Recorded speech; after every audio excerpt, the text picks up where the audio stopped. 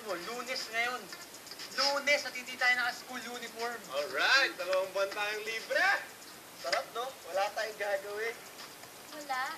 Di ba tayo magpaplano ng gagawin natin sa vacation? Magpaplano? O sige, magplano tayo. Gusto nyo, mag-beach? Mag-Baguio? Ah! Mag-Tagaytay na lang. Doon na lang sa bahay ulit namin. Hindi, okay panigimik yun. na lang yan. Maghanap na lang tayo ng summer job. Yeah! Summer job? Yeah!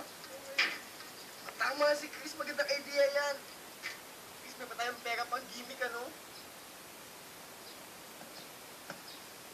Wow, Uy, Peachy! uy. Hanap sa forma! Oo nga, ito na yung Oh. book mo. Well, ito ang corporate look mo ngayon. Yan, si Peachy, good example. Meron na siyang summer job. At saka, alam mo bang, personal assistant ako ng isang fashion designer. Oo nga eh. First day of work niya today. Ano ginagawa ba ito? Taga-sukat ng mga bestida sa mga matronic-looking women? Hoy, excuse me naman Medyo trendy fashion boutique yun. Tsaka, isa pa magaling na fashion designer si Rufo. Upcoming. Rufo? Ano na asim na? Sobra talaga kayo. Oo naman, mag-tutor ng mga bata. Punta na nga sila dito mamaya eh. Gumawa pa ako ng mga index card para sa lesson plan. Tignan nyo naman, guys. Ang mga girls natin may plano na. Eh, paano tayo? Anong gagawin natin? Oo nga, kaya mag-sip tayo ng business natin. Kailangan yung walang puhunan. Alam ko na yung mga service-oriented. Eh ano naman mga service natin sa kanila? Eh ako alam ko na maglinis ng kotse.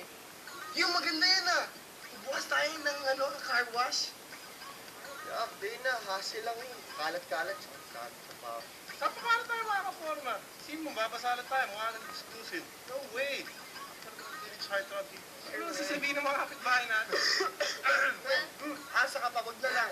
Ako na lang, okay? Bahala kayo. Oh, well, guys, I've got to go Kasi, first day of work ko, so kailangan magpasikap ako.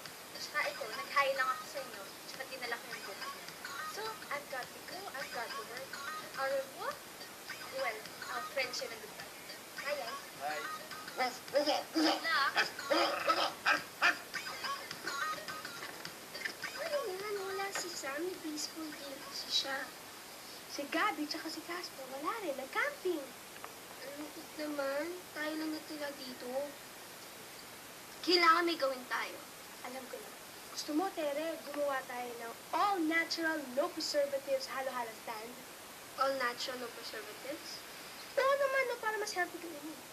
May bibili naman kaya. Siyempre naman. Sige, tara. Punta na tayong grocery para bumili ng mga ingredients. Tara, tara.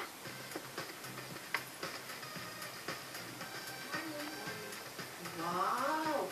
Corporate naman ang outfit mo. Eh, syempre naman po parang dito naman yung job ko. Wow, that's nice. Basta ikaw ang mag-aasikaso ng mga kliyente ko, Pag may pumasok na customer, i-greet mo agad ng good morning, okay? And then you ask her if you could be of any help. And then ipakita mo na rin niya ang mga damit dito. Marami naman dyan. You take the sizes, everything. I'm sure alam mo yan. Ako kayang-kaya mo ito, Ina, ha? Ay, teka, marami na akong papasok. I-greet mo na, sige. Anong ginagawa mo dito? Peachy, hindi ka na makipag-usap sa mga kliyente natin. Ay, okay lang po yung kaibigan ko naman po siya eh. Ano mo ba? Oh, Peach. Hanap na hanap ang forms mo Okay ba? Wala kang masabi. Sure naman sure ka tingnan. Talaga, Jaya? May dala nga pala akong breakfast. Kasi kanina, tumawag ako sa mami mo. Sabi na, madali ka raw, hindi ka na raw nakapag-breakfast. Kaya napag-isip-isip ko na pumunta dito, wala ka ng breakfast. Bait mo naman. Thank you, Jem. Peachy, bawal kasi kumain dito sa loob ng boutique. So, may kasunod ko na lang mamaya. Okay na, no problem. Good luck nga pala sa first day of work mo. Thank you. Sige. Miss na rin ako. Hi mo na lang ako sa mga barkada natin. Sige. Okay, bye. Bye! Sige. See you.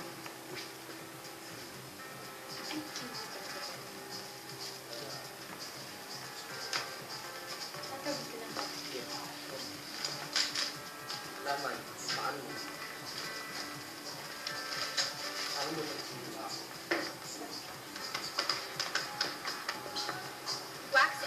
dito ako mag-tutor sa bahay mo, ah. Okay lang, total out of town naman airpods na airmats ko, kaya no problem. Mukha pala, Chris. Sino ba estudyante yung pupunta dito kayo? Dalawa. Magkapatid sila. Yung isa, mag-grade 3, yung isa, mag-grade 1. Ha? Di ba mahirap subukan yung mga yun? Oo nga, baka spoiled brats yung mga yan, ha? Kita mo nga summer, nagpapasundo. Hindi. Sabi sa akin ng mga magulang nila, gusto nila maging tanda yung mag-anak nila sa pasukan. Okay? So, I'm sure mabait sila.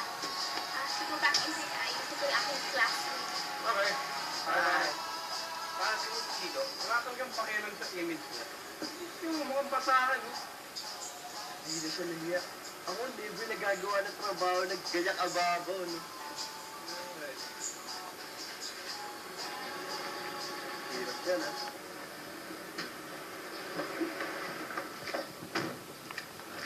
Hi! Hi. Nagpapakarwas ka.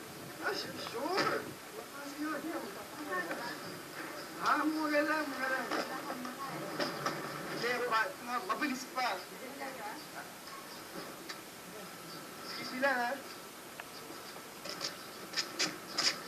Magpapakarwas sila sa'yo? Oo! Sabi ko yun, oh.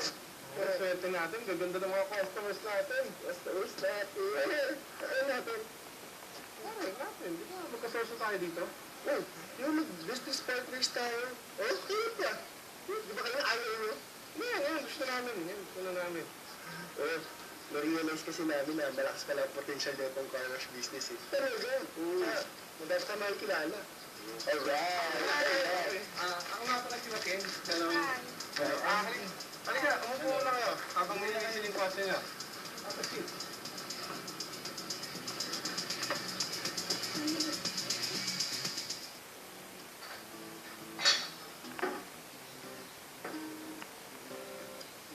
Sino ba yung tutor natin?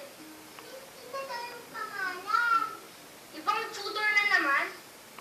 Oo, kasi hindi lang sumigaw yung huli. Sino? Si Nicholas the Nerd?